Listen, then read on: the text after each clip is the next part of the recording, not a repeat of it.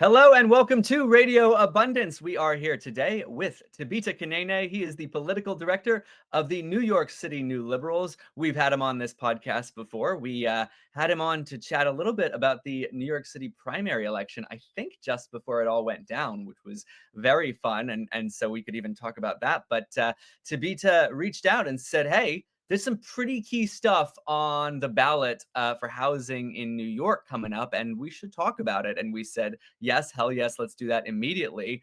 And then Tibita, I had to flake on you just slightly, just by a few days, because of travel logistics with all the various national summit on housing affordability and abundance conference and a DC trip and all this stuff. And that turns out to have been kind of a blessing, since in the last few days, there's been some nefarious NIMBY bullshit around this, which is fun to talk about and a little gets your spicy clicks. So that's fun too. So we got to both talk about what the actual proposals are and all the drama around it. And so Tibita Kaneene, welcome back to Radio Abundance. Tell the people what they need to know. Thanks a lot, Steve. Thanks for having me. So what we have here are 5 proposals to change the New York City Charter, which is like the New York City Constitution. The way this has come about is the mayor has impaneled a charter review commission. That's the process by which we can amend the New York City Charter. That commission is appointed by the mayor, and then they're supposed to go off independently and evaluate what, if any, things about the charter need to change. So they did that. That was a very long process, took several months, many public meetings. They produced a very long report, and they came up with 5 proposals, which will be on the ballot in November. 3 of them apply to housing to make it easier to build and renovate new housing. And one is about modernizing the city map. That's pretty straightforward. And the other one is about moving the elections from off years, 1 year after the presidential election, to be every 4 years, the same year as the presidential election. That's to increase turnout, save costs, and be more transparent. So that's kind of a straightforward, easy one. The map one also is just modernizing it, making it digital, and currently it's each of the 5 boroughs has its separate map, and making those all into one map.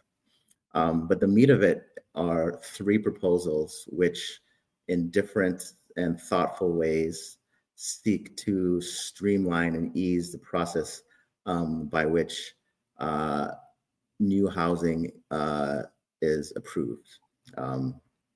So the general way that new housing is approved in New York City is through what's called the ULURP process, Universal Land Use Review process. That process has 5 steps. The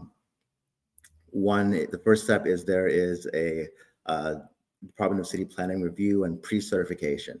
That's the longest, most arduous one. That involves the environmental review, right? That part takes years, millions of dollars. And if you make it through that process and you're pre-certified, then it starts on a time clock. So there's the first step is the community board review. That's 30 days. That's an advisory ruling. So the community board can weigh in, but they can't kill it. And then the borough president also has 30 days to review, also on an advisory basis. And then it goes to city planning for 60 days. City planning can veto it, followed by the city council has 60 days, also with veto power. And then the mayor's office can also review and veto. So many veto points in the process. It's designed to involve community input through the community board, borough president, and of course, city council, of course, has its own local element. So each of these 3 proposals would circumvent this ULURP process in different ways. So the first one allows projects to go through the Board of Standards and Appeals, or the BSA. And that's kind of like the Supreme Court of land use. So it allows you, if you have a decision that you don't like, that's made by the Department of Buildings or through the zoning law or ULURP process, you can appeal to this BSA, and they can change the decisions. But much like the Supreme Court, they can decide whether to take your case or not. So Proposal 1 would say any project that is both publicly funded and affordable can go straight to the BSA, can skip this whole ULURP process. So that's the one way that can go straight to the BSA. The other way is there is what's called the Fair Housing Framework. So what the City Council is in the process of doing is determining the 12 community districts out of the 51 that build the least housing, and any new housing any new housing project that includes income restricted or affordable housing in those districts gets to be fast tracked. This is very interesting because one of the controversies around housing is that, the city tries to build in certain places that are less dense and less expensive. And the more expensive, denser neighborhoods like in Manhattan don't build housing for a variety of reasons. So I actually live in the Upper West Side, which is one of these 12 districts. These are going to be determined by October of 2026, but it's almost certain that our district will be one of those 12. We, for example, in 2024, produced 0 units of affordable housing. So the idea is that these Say that one more time. In 2024, my community district, which is the entire Upper West Side, produced 0 units of affordable housing. By contrast, the top 10 community districts produce over 750 units each of affordable housing. So this is one of the issues that these proposals try to correct. And a lot of it is, some of it is NIMBYism. People don't want, new housing and new affordable housing, but a lot of it is well-intentioned, as a time we call everything bagel liberalism, where we have a housing construction project and we want it to have everything, free swimming pool, 100% affordable, a variety of things that make it more arduous and less economical to do. Not to mention years of environmental review and just adding many veto points in the process. So the Fair Housing Framework seeks to get around that. The other issue with certain neighborhoods is the notion of member deference, which is the idea that the city council, which has as veto power in the land use process, defers to the local council person. So out of the 51 city council people, if the local person does not like a project, the other council people defer to that council member and vote against it.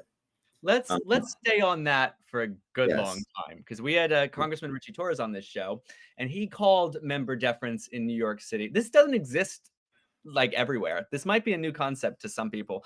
He called member deference in New York City like having your own like medieval fiefdom, right? The idea that, we talk endlessly about the NIMBY veto and the vetocracy, and the idea that someone from the, people in the community can come and say, I don't like this thing that is vaguely near me, and how unrepresentative the 5 people who show up at City Hall are to the whole community. We talk about why city council members can veto things that don't seem like they should be vetoable anyways. Like, there's a lot of problems with the NIMBY vetocracy. Here's something more extreme. You're telling me that if there's a project and the neighborhood's, and if, regardless of what the other city council members think, regardless of like the actual, like the city council, tell me if I get this right, that the council member for that area can say, I don't like this, and I am the boss of this area. I have the Tribune's veto for this, for my whole little area, and I can just say no to stuff. Is that true? Is this a little medieval fiefdom? Well, that sucks. That's true, and it happens all the time. Yeah. So this is one of the major things that these proposals seek to circumvent. So And they probably for don't like that. example, People don't like it when you take their power away from them, yeah, even when their power is stupid. So is that why yeah, they're all up in arms? They don't wanna lose their special, member deference, fiefdom veto? yes, yes, that is why. And also, some community boards don't like it. All the community boards had a chance to weigh in on these proposals. Most of them were against it. My community board actually was one of two um, that actually supported these proposals for the most part. In fact, for this proposal, for fast tracking um, certain projects to the BSA, we actually suggested more Hold projects. on, So tell me we what said, that acronym means. so the current rule says a project that is publicly funded and 100% affordable can go straight to the BSA. We said we should expand that to Sorry, include. pause again, just for, like, people who are not informed. Maybe it's just me and I'm a stupid idiot. I'm pretending that the world is, but I think acronyms, especially local acronyms, we had to define. So you've said the Sorry, can BSA? go to the Board of Standards and Appeals. So There we go. what I described as the land use Supreme Court, Cool, perfect. right? Can skip the land use process, the multi-step land use process, and go straight to a 5-member Board of Appeals, um, and not have to go through City Council, Community Board, the Mayor's office. It's a one-step approval process. So as a proposal is written, it's only there's 2 prongs. One prong is if a project is publicly funded 100% and 100% affordable. We suggested that we add projects that are partially affordable. So as long as you have 10% affordable and are publicly funded, then you can go straight to the Board of Standards and Appeals. So we, as a community board, I think, we've realized, there's a housing crisis, and the only answer to that is more supply. So I think we're one of the leaders in trying to be thoughtful about how to build more housing. And we've done so despite the fact that all of these proposals, or most of them, lessen the power of the community board. Anything that goes around ULIP is also going around the community board. So I think that's why many community boards are against them, right? But if your goal is to actually improve the affordability and the overall lives of your constituents, then I think you should be for these proposals. Nice. So And it is a good reminder, right? You are not just the political director of the New York City New Liberals, like, you are on the community board. Is it for the Upper West Side? What are the correct. boundaries Yep. of your I'm community on board? Community Board 7. It's the entire Upper West Side. So from 59th Street to 110th Street, It is bordered the by whole thing. the Hudson River and Central Park. Yep, the entire Upper West Side. So Nice. yeah, I'm How on many the people on it? there's 50 people on the community board, and then I'm co-chair of the Housing and Land Use Committee. That committee has, I think, 17 people on it. Nice. How did a YIMBY sneak onto the community board for the Upper West Side? Well, I was appointed by YIMBY, Mark Levine, who Nice. is the borough president and soon to be controller of New York City. So, he's a very outspoken public YIMBY who's He's good. looking for YIMBYs to appoint. And I was one of them. So Very nice. So how then are the feudal lords who don't like these proposals, how are they trying to sabotage them? It's like there's some election shenanigans. It involves the BOE or the Board of Elections. So we've got more. yeah, What's the so plan? What's their plan? there are 2 things going on. One was that, so I mentioned that the mayor's office created a charter review commission. Okay. Now the city council can also do the same thing, and they did. So at the same time the mayor did it, the city council chartered its own review commission. And but there's also a law that says if the mayor puts proposals on the ballot, then nothing else can go on the ballot, right? So he can, I guess, pretty much cancel or delay any city council proposals, which is what happened. They tried to change that law. They were unable to do so. So their proposals will probably go on the ballot next year. Subsequent to the Charter Review Commission voting on July 21st on the final language and final proposals, many of the city council people signed a letter opposing the proposal, saying people should vote against them. These proposals are supported by many people, progressives, moderates.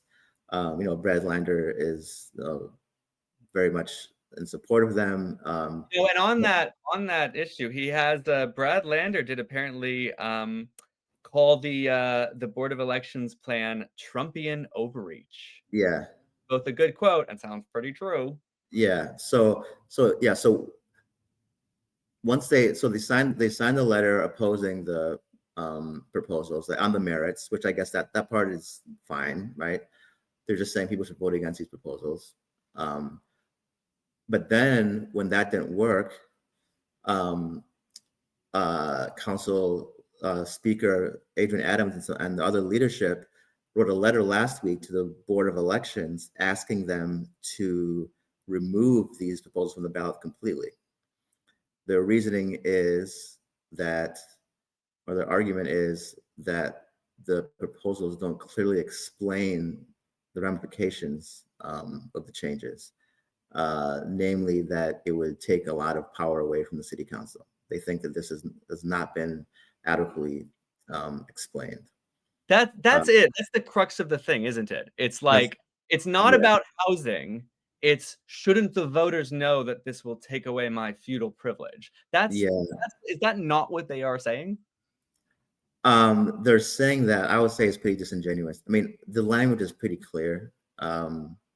It's been public for many months. It's been discussed in public hearings. There's a very long report that one can read.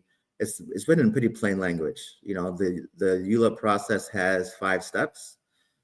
The people, the organizations, including the community board and city council, mayor's office, that are among those 5 steps have some say. If you're proposing something that goes around those 5 steps, then yeah, those entities no longer have as much say. It's pretty clear. I don't think it's ambiguous at all. You can say you don't like it, but to say it's unfair, I think is being disingenuous. Yeah. So today, as we record, it is Monday, September 8th at about 5:40 p.m. Eastern time, and I believe the board of the BOE is meeting tomorrow. I'll find a way. I'll figure out how to get this out in time. What are they doing tomorrow? Let's have the suspense. What's the conversation tomorrow? What are we expecting? What are they talking about? I think you said the Board of Elections is meeting tomorrow. Yeah, so they're ruling on, I believe they're ruling on if they have the power to make this change. By change, we're talking about removing these proposals from the ballot in November. So they're not discussing whether that's a good or bad thing. They're discussing whether they have the power to do it. Correct. I believe so. If they have the power, will they do it? I'm not sure. I don't think so, but I haven't talked to anyone who I feel can say definitively what's going to happen. Yeah, speaking of that, right? So there's this member deference, feudal fiefdom stuff, and that's a whole drama, but it's ultimately a side drama to whether this actually, hopefully, to whether this actually, to what the voters think in very soon, like 2 months. So, what do we think are the electoral odds of this if it survives to the election? And of course, the next question. It'll pass. It'll pass. That's why. That's why they're up in arms. If they thought they could, if they thought they could defeat it just by public advocacy, they, which is what they attempted starting in late July, then they would do so. But, I also think, Mamdani is going to win. I can't imagine him coming out against these things. As you mentioned, Lander has already come out for them. I haven't really seen any major Democratic policy groups come out against these proposals. Yeah, I was gonna ask you that next. We've got our sort of quad of mayoral candidates as of this moment. Eric Adams Mhm. seems to hate Andrew Cuomo more than he likes the idea of Saudi Arabia. So we've got Zoran Mandani, Andrew Cuomo, Eric Adams, Curtis Sliwa. You met this is Eric Adams' idea, yes, and then it sounds like Zoran Yes, has not it's weighed his in. commission. Yeah. Yeah, So yeah, Eric Adams appointed the commission. So of course he's not going to oppose it. yeah. Um, and yeah, none of the other No candidates one's are talked going. about it. No one's I mean, mentioned it. it's better for the mayor's office, right? It's better for the mayor's ability to produce housing, which at this juncture is politically good, right? Eric Adams likes it, I think rightfully so, talks about how much housing he's been able to build during his administration, and changes like this would allow the mayor to build housing more easily. So that's why most mayors, would support this. How the last time we talked was right before the election, right? Yeah, And there's a little and it was right in the throes of our YIMBY abundance, left YIMBY, progressive abundance, left abundance community being like, I don't know what to do with Zoran. Like he seems very cool. We all thought he wasn't going to be good on this, and then like in the last possible minute, he's talking about abundance. I still think the coolest thing that happened yeah, in the primary and the most telling thing was that he shouted out Jersey City's construction and said New York City should do yeah, that. That I think is iconic, not because that's a nerdy, like a pro YIMBY abundance take, but after that, I went in and I tried to find examples of New York City politicians, especially in competitive primaries, praising Jersey City, not just as like acceptable people across the river, but actively saying New York yeah, City should do what they've done in Jersey City. Tabita, I found nothing. So, and now it's been a few months, it's still a couple months before the election.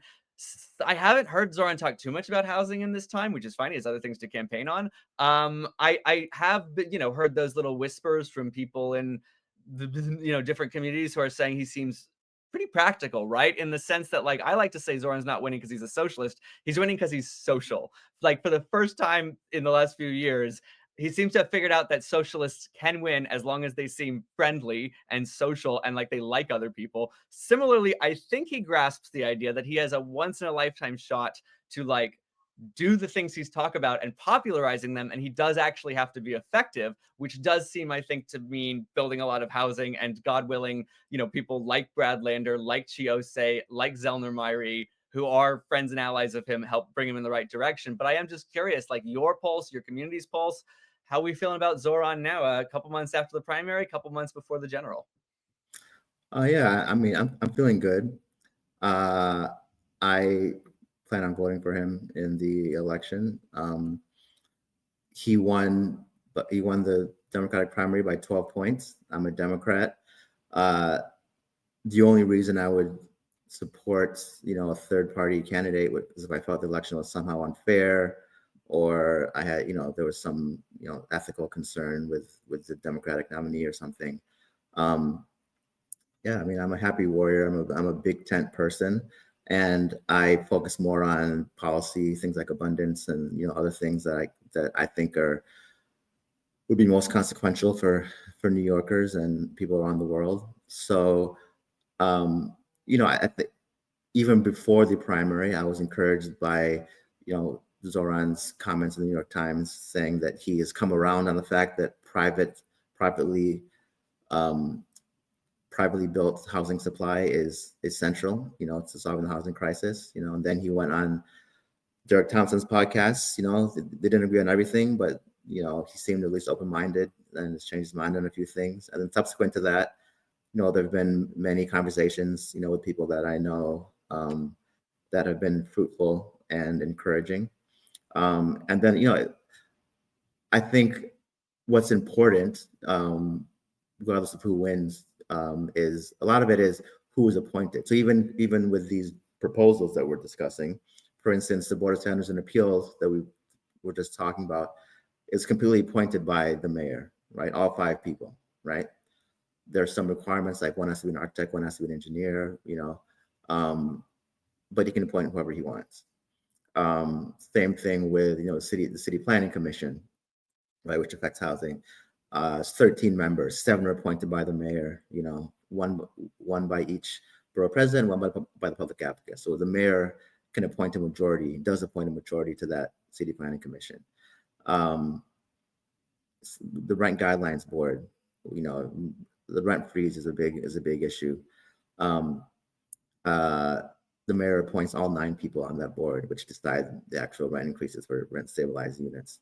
So I think a lot of it will depend on the kind of people that he appoints, and the kind of consensus that can be built or is building, in city council and community boards, and up and down the government. But I'm hopeful. I think that on a lot of issues that we care about, like housing, transit, energy, that there is a very practical momentum around trying to supply more of the good things that people like, and that Zoran is astute enough to know that, and adept enough to hopefully make it happen.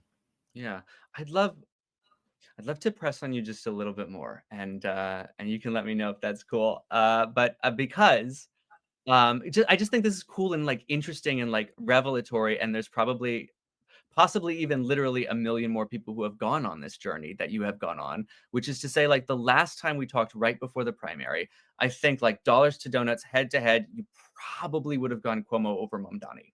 Cuomo is Yeah, still I in the did. I you are ranked Cuomo. yeah. He's Yeah. still in the race, but and you're saying your vote Zoran over him. I just don't think you, Tibita Kaneene, are anybody's party apparatchik. I think it's not just because of the D by his name. I think you've warmed up to him, and I am very interested in what that journey has been over like what I guess would be what 2-3 months, something like that. Um, yeah, I would say it's listening to him and his surrogates speak about the issues, talking to some of these people. Um, but really, like I said, we had a primary. He won, and that's the process by which we, as a party, decide who is uh, going to be our nominee. Um, and there are things I disagree with them about, like the rent freeze. That being said, they asked the question about the rent freeze at the debate, and everyone raised their hand except for Cuomo, actually. Um, but yeah, so the point is to um, work on the administration on the things on which we disagree. I think last time we talked about our grades that the New Liberals had done, Yeah. um, and you know, most of the candidates we graded out pretty poorly on many of the important issues: housing, transit, education.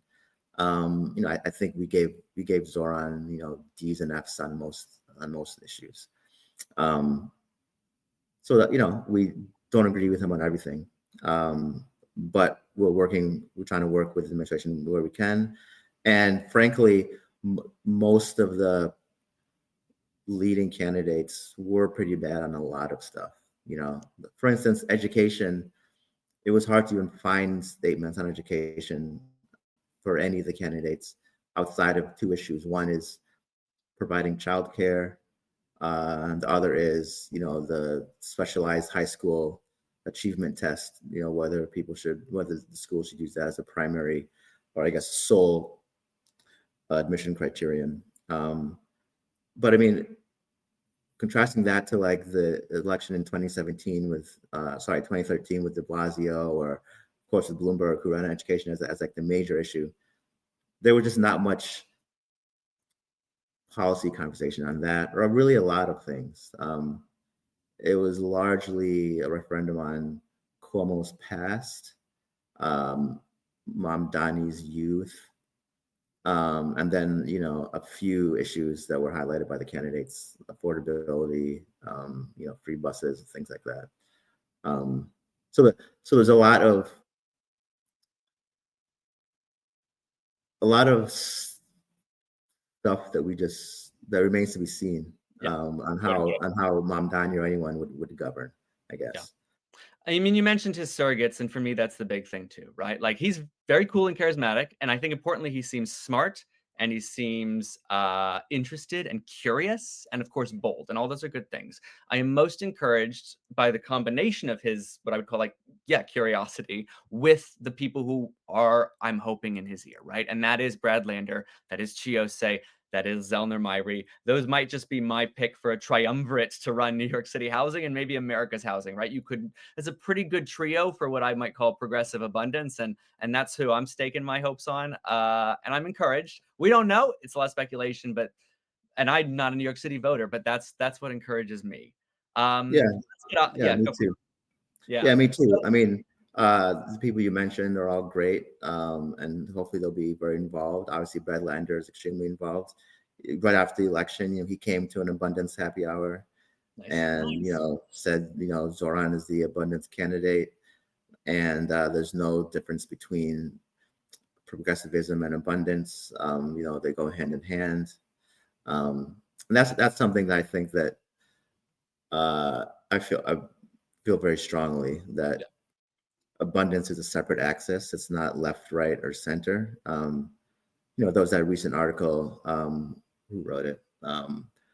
That was identifying all the various buckets of abundance. They had dark abundance, which was like the right wing abundance, Yeah. and red plenty, and then a bunch of them in between. Cascadian, liberal abundance, um, moderate abundance. So I think that's encouraging, and it might be like an only next thing can go to China thing where you need someone who calls himself a socialist to Yeah. really bring about a lot of these changes, which many of which are like very pro-market changes that need to be done.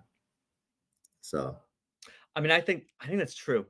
I at least think it's enough to hope for, but I think that Nixon to China thing is not a bad analogy. Also, those Brad Lander quotes, I mean, his lips to God's ear, a man after my own heart, like that's perfect. Also, that means like he said it, now he's accountable, right? Like let's trust yeah, Brad Lander and hold him accountable if he's wrong because he said that and that's cool. And now let's go do it.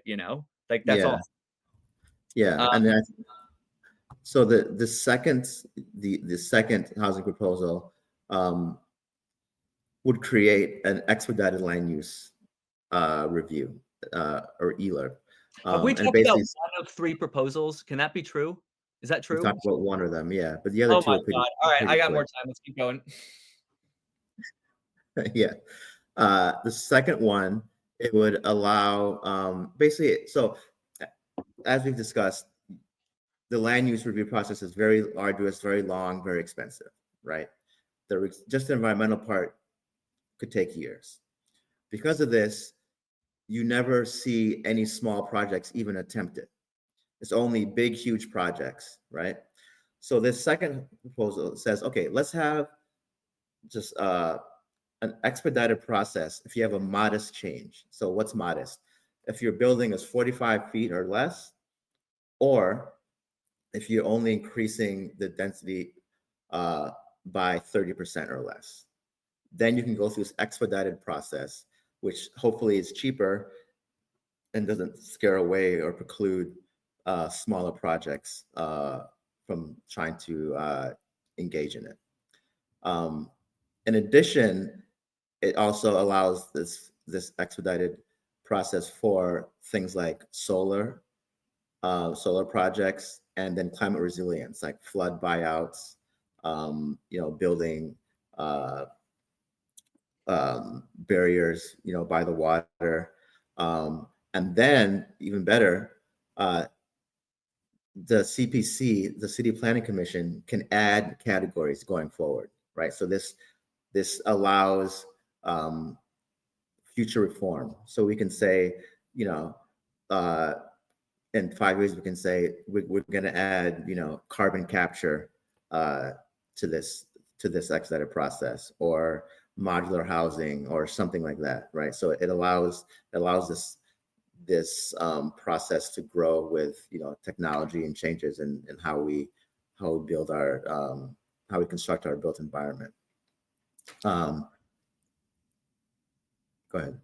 I was gonna say, it is just so darkly comic that New York City has to deal with the same shit that all the other city, you know what I mean? Like Yeah. every other city in America is scared of the Manhattanization of their city. Hmm. Meanwhile, in Manhattan, most of the most iconic buildings in Manhattan would be illegal to build today in Manhattan. Like it is weird that in New York City we still have to talk about height limits and setbacks and that kind of stuff. It's Yeah.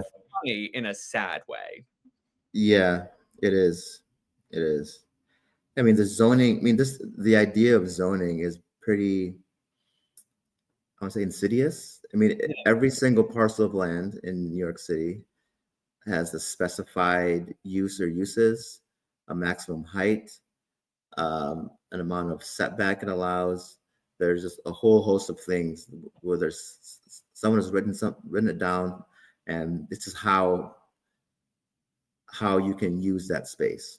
And if you want to deviate from that, you have to go through this very long, expensive process that if you have a single parcel, you're just not going to go through it all because it's too much trouble or too expensive. So that is a very obvious impediment to positive change, um, including positive changes that are very, very popular and completely uncontroversial. Like some of the things, like I said, a small increase in density for a building that's less than 45 feet, or putting solar panels on the roof, or building something for climate resiliency, to prevent flooding. These things should not have to go through the same process as, building the Empire State Building, but currently they do.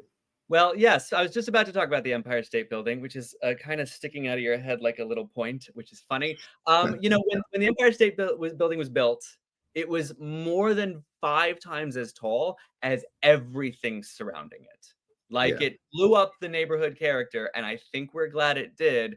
It almost, I think we could say, created a new neighborhood character, one that is, in yeah, fact, very popular, that people will flood into New York to check out and pay tons of money to visit. Also, because New York has many restrictions on building hotels, so the price of a hotel room is surging. But I hmm, think the Empire State Building is sort of example number one of like actually sometimes when you kind of blast through the old way things looked, people actually get like it's actually very exciting and creates new wonders for us to treasure and then later fuss about protecting. Like it, yeah, let's do things. It can be nice. yeah. So there's iconic buildings, I think, like the Empire State Building, but also just regular buildings. I think something like 50% of the buildings in Manhattan could not be built under current zoning laws, right? Yeah. So most people's office building they live in, or apartment building, or where they go to hang out, probably couldn't be built under current law. Which is, So that's something it's to like, keep in "Oh, mind. that building is too tall for Manhattan," or much less, "That room is too tiny for Manhattan." You should have seen where I Yeah. lived in the East Village. You should have seen it. Uh, to say Same nothing of, here. like, a little normals and when you're like, "A room, that's too tiny. It must be at least this big." Guess what? 4 people live there. That's what I Yeah. did. So, Yeah. like, you what are you gonna do? You gotta build it, man. Yeah. Yeah. Uh, Um, yeah, go for it, and I think there's a 3rd have there's we heard one about more. Yeah. yeah, The let's hear it. final one, the final ballot question would make an appeals board. So this is trying to I guess mitigate the vetocracy that exists, in this multi-step land use review process. So this proposal, so if the mayor or the city council were to veto a proposal, it could go to a housing appeals board. This appeals board consists of the borough president of the affected borough, the speaker of the city council, and the mayor. So absent from this appeals board would be the local council member. So the idea is that the borough president is not just thinking of the local neighborhood, it's thinking of the entire borough, right? But has a little more local flavor or knowledge, than the speaker or the mayor. Then the speaker of the city council also hopefully is not just thinking of this, from the standpoint of fiefdom, as you call it, and then the mayor, who also, hopefully has citywide the best interest of the city in mind. So there's that appeals board that could go around the normal process, but that appeals board is limited in some respects, and actually 5 different ways. So it could only review applications that would create affordable housing, right? So only affordable housing applications can, if it's 100% market rate, this does not apply. So, and it has to be about as affordable as what's called mandatory inclusionary housing, which is generally 20 to 30%, right? So you can't put one affordable unit in your project and then go to this appeals board, right? It has to be a meaningful amount. And then, the other limitation is 2 of the 3 have to agree to make the change. And then they can only apply this to a land use application that affects one borough. So you can't, a citywide zoning change, like City of Yes, which was a big zoning change that passed it. The City of Yes could not have gone through this appeals board. And then nothing automatically goes to this appeals board. So unlike the Board of Standards and Appeals, the Supreme Court of Land Use, you can't skip over the universal land use process. You have to go through that process, get rejected, and then you can go to this appeals board. And then finally, this appeals board's power is way narrower than the city council's power or the city planning commission, because it can only approve or disapprove a new a land use action. It can't create new laws. It can't change the zoning law. Like I can't propose to eliminate height restrictions in the Upper West Side and then take that to this Board of Appeals, right? That would have to go through the normal lawmaking process. So this proposal, question 3, would create this narrow, affordable only appeals board consisting of council speaker, borough president, and the mayor, to hopefully hopefully approve certain projects that can't get through the normal land use review process because of member deference or other impediments. That's good, man. You had a lot of specific detail to get through, and you bore with me taking an hour for the first one because member deference is some psycho shit. But no, it sounds like okay.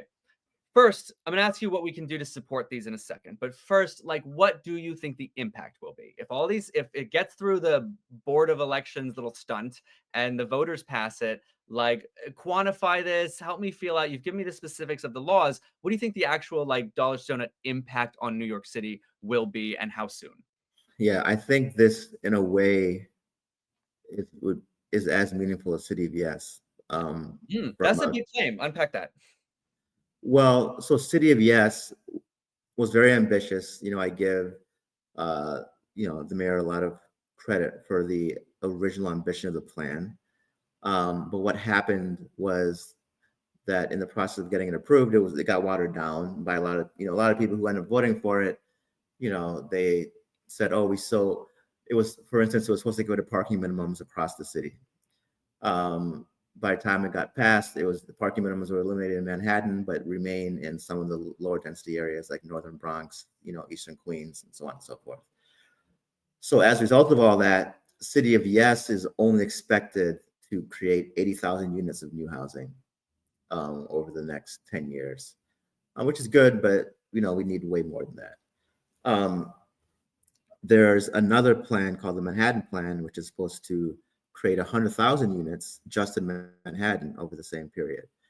Now that is just a plan. Nothing's been passed yet. Yeah, so that was rolled out by Mayor Adams in January. It's currently under formulation, and right now it's in the public review process. So anyone, you, me, community boards, city council members, corporations, nonprofits can propose changes. So these are zoning changes to rules, sites on which to build property, any suggestion for building housing in Manhattan. And then the mayor's office will compile these and release a plan in December. Now, if these don't pass, it will be very, very hard to build 100,000 new units in Manhattan in the next 10 years. If these pass, I think it's doable. So that's one way one way I'd quantify it. So another way I'd quantify it is I would say with this plus City of Yes, the number of 80,000 units over 10 years, now is well into the, six digits, six figure, 200,000 or more units. So. Yeah. Eric Adams, man, imagine getting a guy who passes City of Yes and is hilarious, and we can't wait for the next one. But the monkey's paw curls. Yeah. He Yeah. probably supported the garden. I don't know. Yeah. I mean, Nixon created the EPA and, Clean Air Act, Clean Water Acts, but then had to be impeached, rightfully so. So. Yeah. That's a good analogy. Nixon's come up a few times on this episode, and I usually talk about him in the context of nuclear power, man. Yeah. That's very funny. Nixon's come up a lot more on Radio Abundance than I would have ever guessed. Yeah. Yeah. So Tibita, all right, you've got listeners in New York, viewers now. We're on video. Yeah, viewers in New York, viewers outside of New York. You've got sort of two hurdles. One is whatever's going on with the Board of Elections right now, and then you've got the actual election. So I guess the four categories. Sorry to overcomplicate everything, but like, how can we help? What can people do? Those are two battles, two demographics. Answer this however you want, but like, ask for help from people that are watching this right now. What can people do? Well, there is a hearing tomorrow. That's going to be Tuesday. too soon, probably. Well, you never know, but Yeah. tell us. Why am I talking? The best way is just like you would do to support a candidate is talk to your neighbors, talk to your friends, post on social media about why you support these proposals. And, of course, go out and vote. Make sure that you're registered to vote. Make sure everyone votes. But also implore any influencers, whether that's your, council person or just your friend who has a lot of followers, to also support these proposals. And, give your reasons why you think they should be passed, because you want more housing to be built. You want rents to go down, because you want to maintain the dynamism of the city that allowed you and others to move here, without being rich and live and experience all that New York has to offer. You don't, because you don't want your favorite businesses to have to close because they can't afford rent. Because you don't want your friends not to be able to visit you because they can't afford to, spend a weekend here. Whatever your reason is, I would just, be vocal about that. And then, participate, join a community board, things like that. I mean, I think I want to double stamp this point.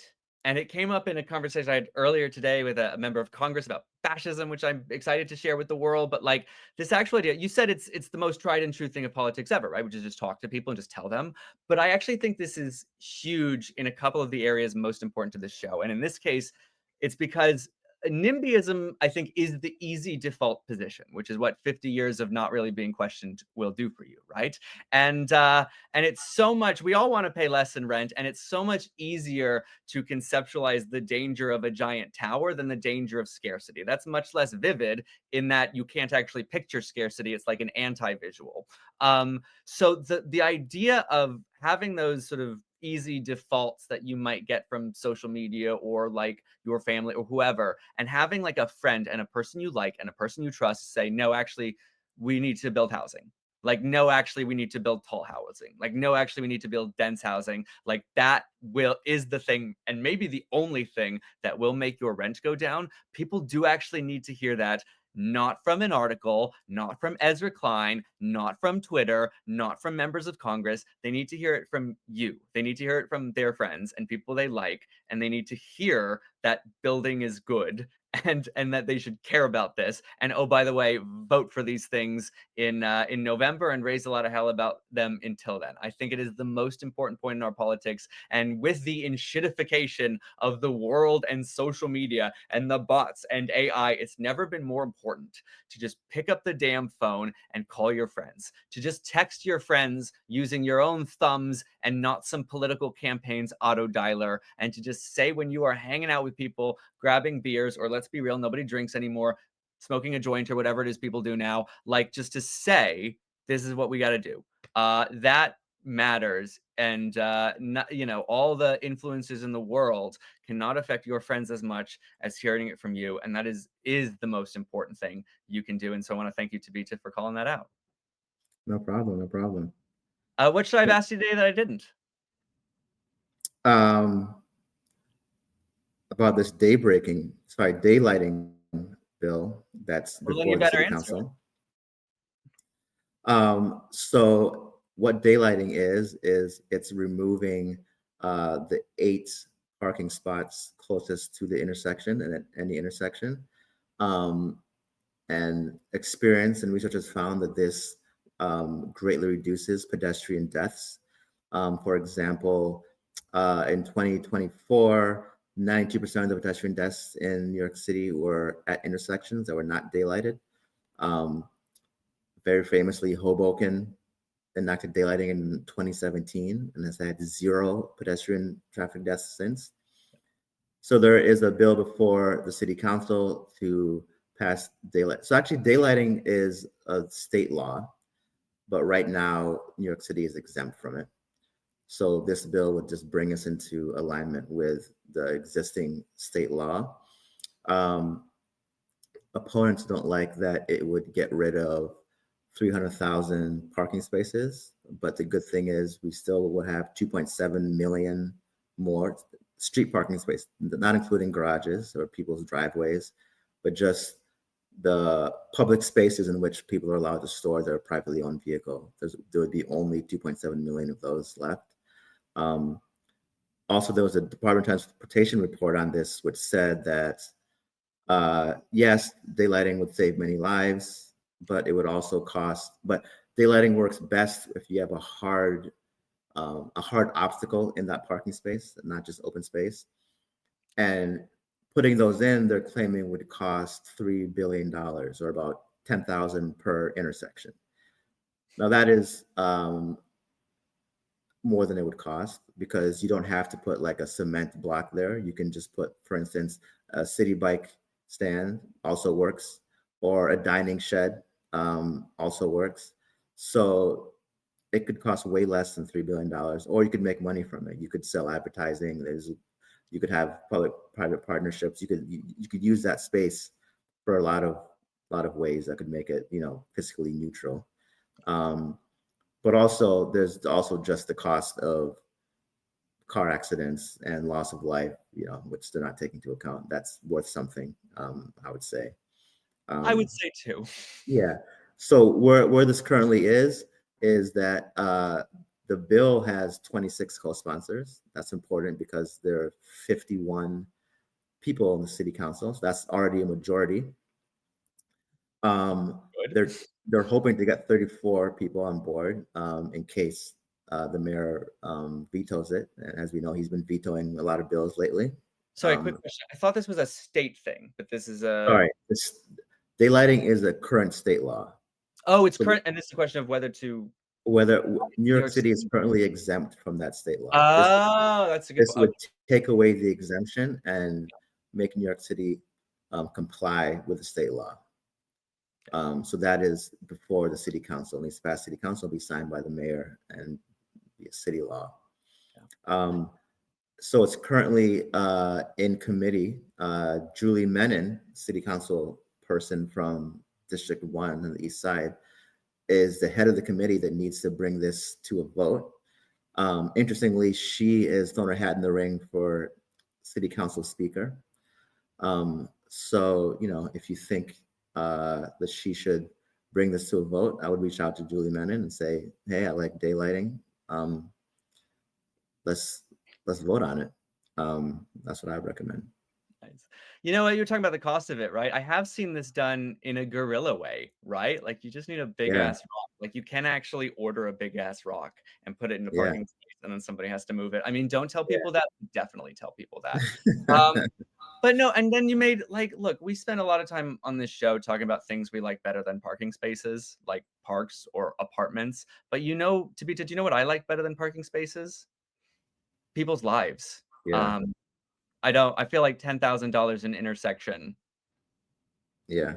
even then, I think 8 parking spaces versus lie. I think we can actually just put that on the scales, man. I Yeah, think, and I get it. We don't know whose life it's gonna save. Could be yours. yeah. There's like Yours. something like 250 traffic deaths a year in New York City. Yeah. And as you Um, mentioned, look, I was talking to Mayor Stephen Phillip over the bridge tunnel over in Jersey City, right? And look, when they did year 0, they had years with 0, as you said, right? yeah, Like it actually can be done. Like that's a yeah, hell of a lot of lives to save. Like that, yeah.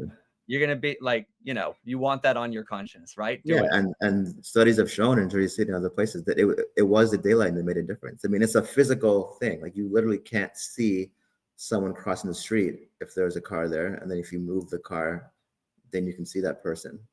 And most people are not going to purposely drive into another human being and kill them. So they tend Because to like brake hitting or another person at not 40 drive. miles per hour, right, is like throwing them off a giant cliff. Genuinely, Yeah, like you're yeah, like, oh, like that's and yeah, if you hit like that sucks if you're the one hit, but if you hit them, like yeah, it's just on your permanent record, man. That's in your heart forever. Like yeah. let's get some boulders. Tabita, this has been a lot of fun. Now, I think we talked about how people can help by having friends and talking to them. I also bet it would help and help make friends for people to join the New York City New Liberals. So, can you take a Yes. quick second, give us the pitch, but most importantly, tell us how people can join and where to find you? Um, we are at centerfornewliberalism.org. You can find our chapter there and you can join. We have events pretty much every month now. We're going to have a couple of events before the election. We have happy hours, we have speakers. The Center for New Liberalism is a global organization. Started in New York City by Jeremiah Johnson and Colin Mortimer. But now we have chapters in Zimbabwe, Johannesburg, Taiwan, so all over the U.S. So you can join. We have ones in New Jersey, Connecticut. So you can join your local chapter and go to events. There's also a podcast. We have a annual conference that's coming up in October that you can join. And one really cool thing is you can apply for a scholarship to join the conference. They'll fly you there and put you up. So that's a good way to come meet people. We're gonna have a bunch of great speakers. Like who? Um, Francis Fukuyama Oh, that guy. I'm really excited. Yeah. I hear he's He's going one to of tell us that my favorite history's back on. Get writers. big. What are the dates again? Give us the dates. Do you know them? I have it on my calendar. I can figure it out. October 10th. I don't think that's Let's right. look. Hold on. Stay with me. Is it on my calendar? No, no, no, no, no. Boom. It's around the 20th. It's like around October 20th, 20th, 21st, something Okay. like that. Close enough for government work. All Yeah. right. Um, Yeah.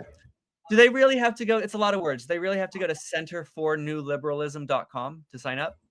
Uh, That's fine. We'll just say it a couple times. Centerfornewliberalism.com, and you can let figure out how me. to join the city chapter. Our chat. If you're in New York City, it's just nycnewliberals.org. That's the That's what easiest. we're looking for. NYC nycnewliberals.org. new, not neo, new, nycnewliberals.org. That's correct. Excellent.